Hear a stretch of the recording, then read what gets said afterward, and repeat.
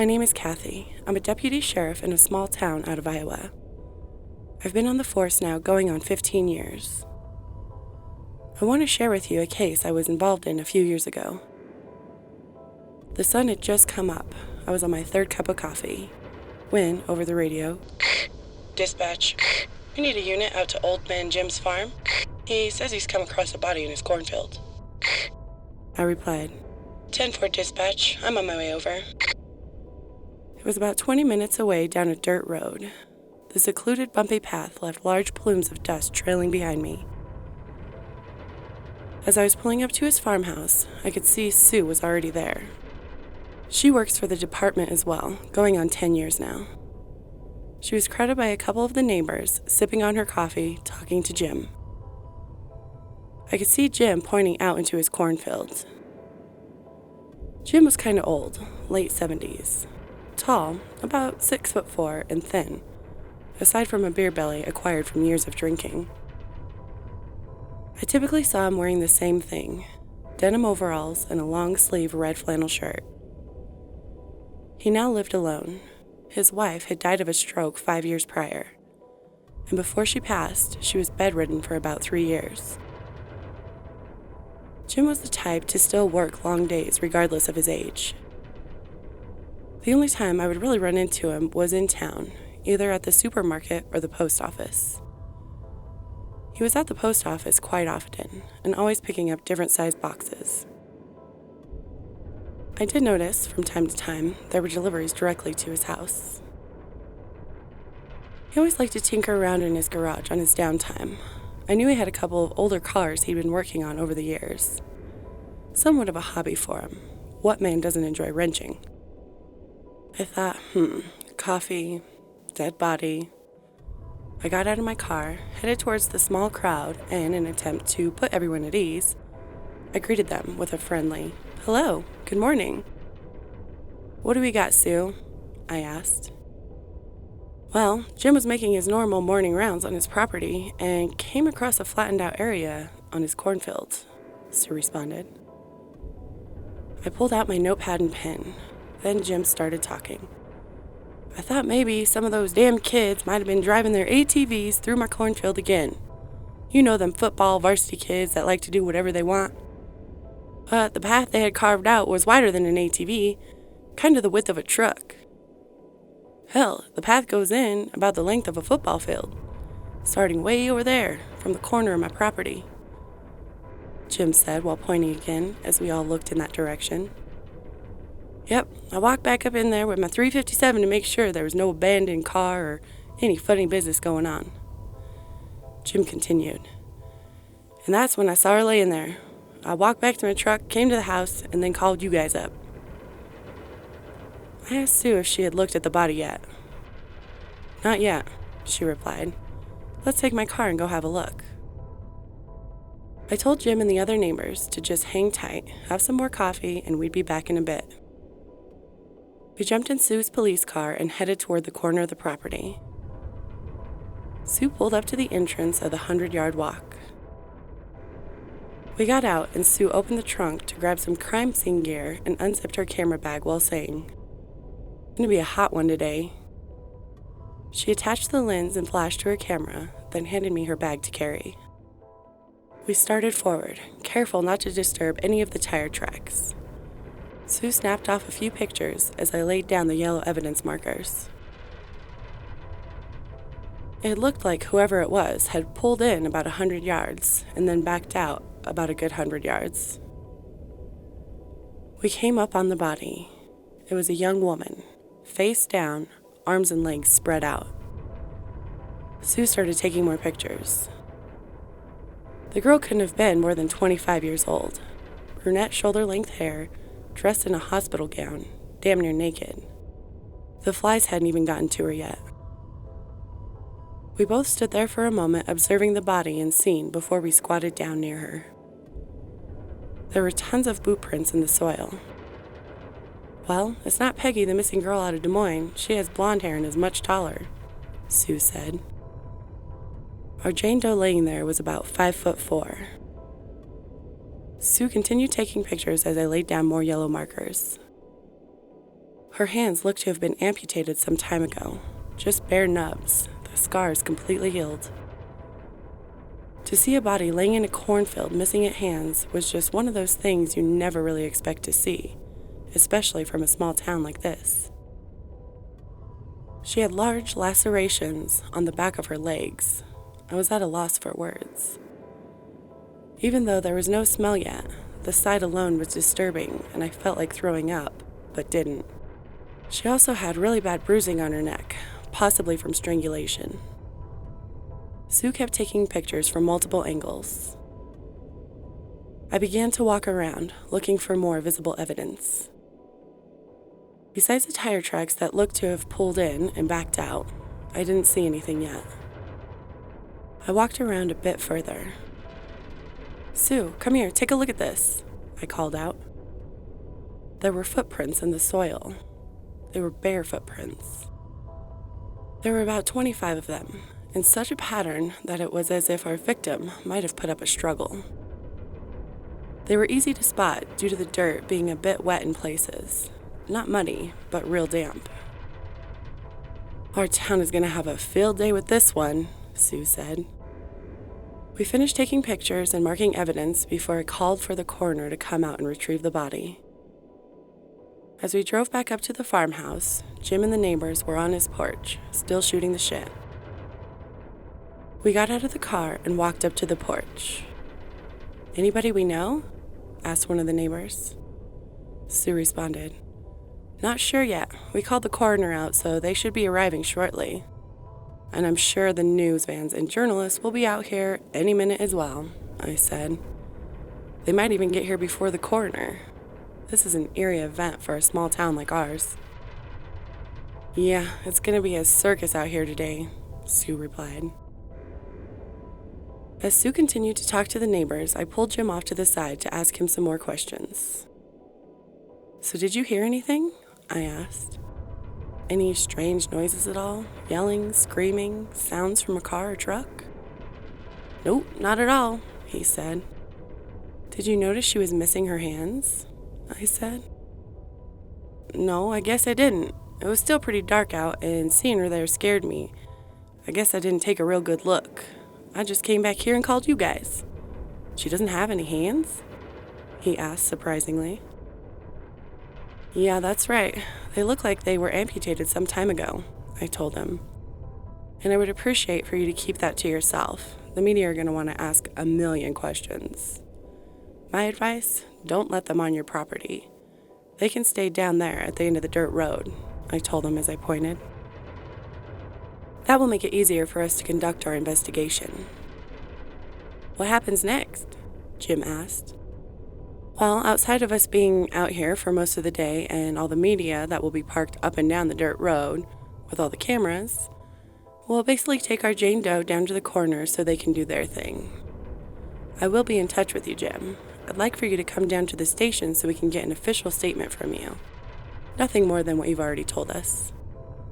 Later that day, after the media circus and people driving by Jim's property, he came down to the station and we took his full statement.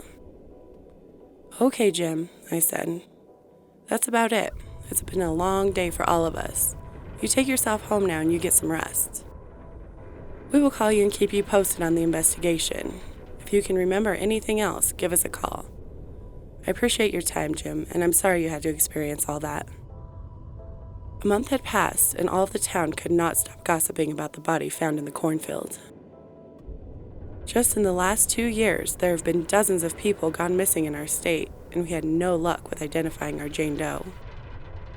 No hands, so we could not take fingerprints. She had no tattoos or birthmarks, and she was missing all but 3 teeth, so dental records were no help either. Outside of her approximate age, weight, and height made public, there was no one fitting her description that was reported missing, and she didn't fit any of the previous missing persons profiles. A couple more months had passed by. The weather was in transition and the holidays were approaching.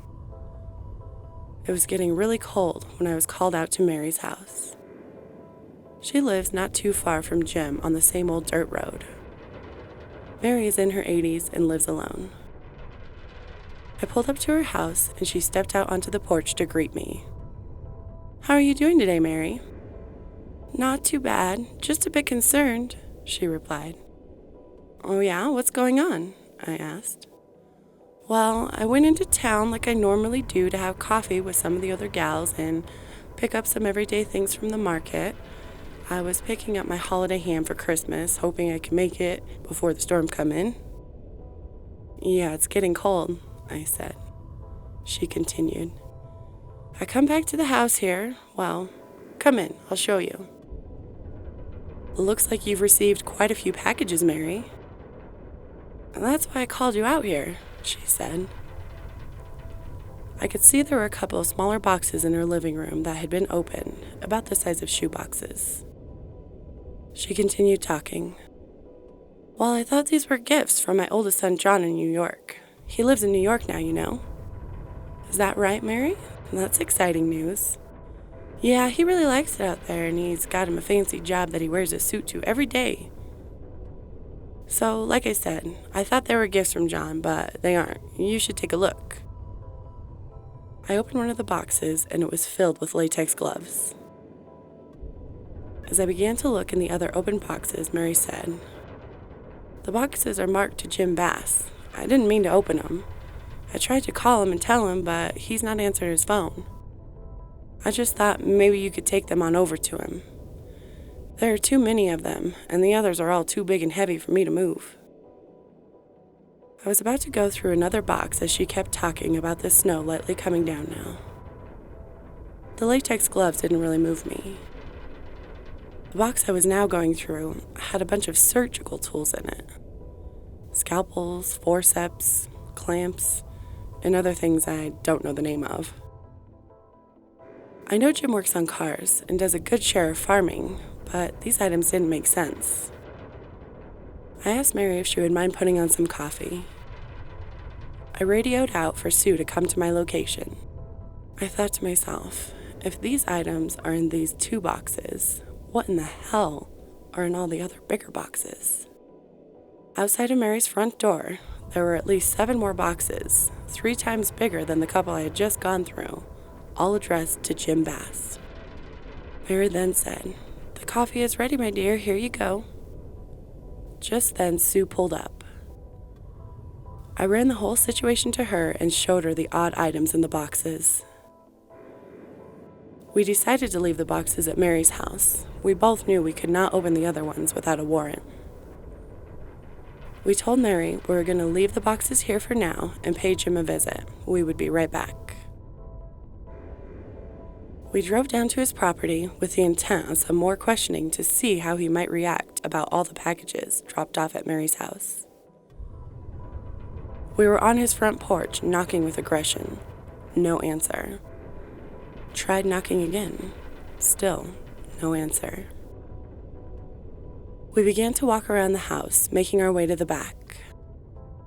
We both stopped at the same time and looked at each other. "Do you hear that?" Sue said.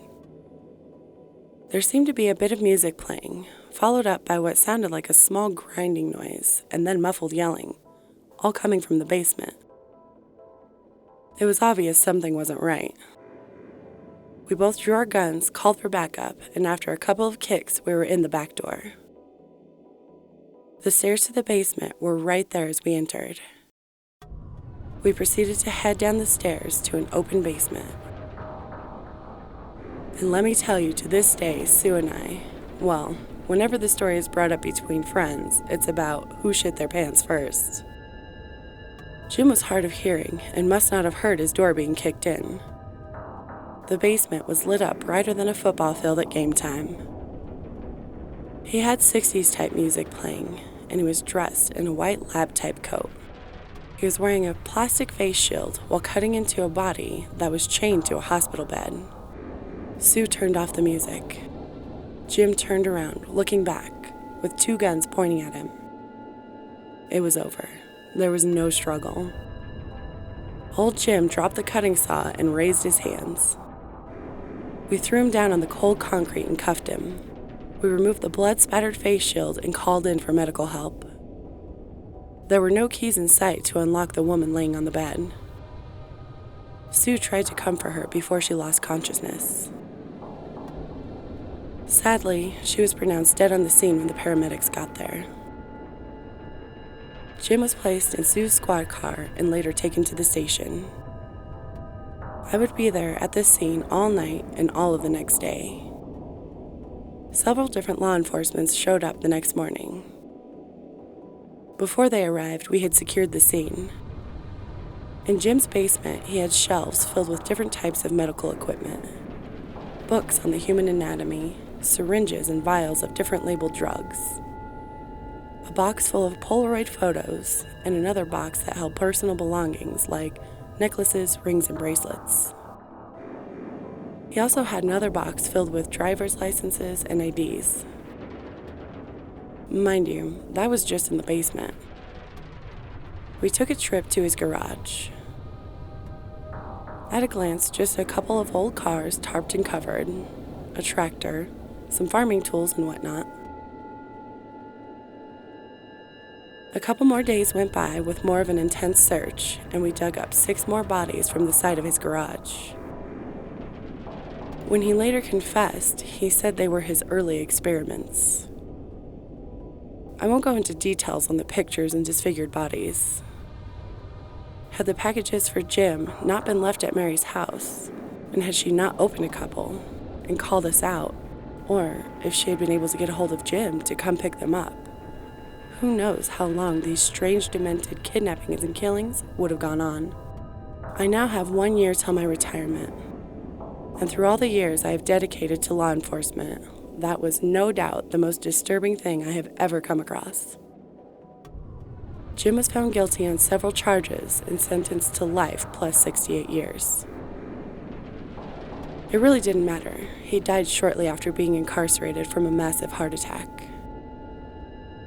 When asked why he called in about the body in the cornfield, he explained that she had escaped as he was going after her and there was a car passing by that may have witnessed part of it.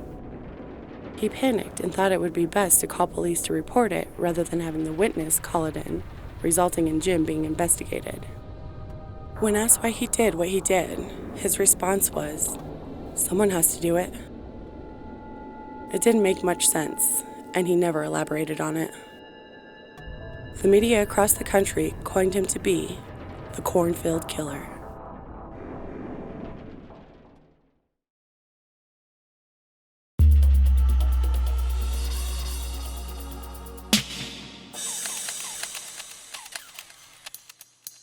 Hello? Are you there?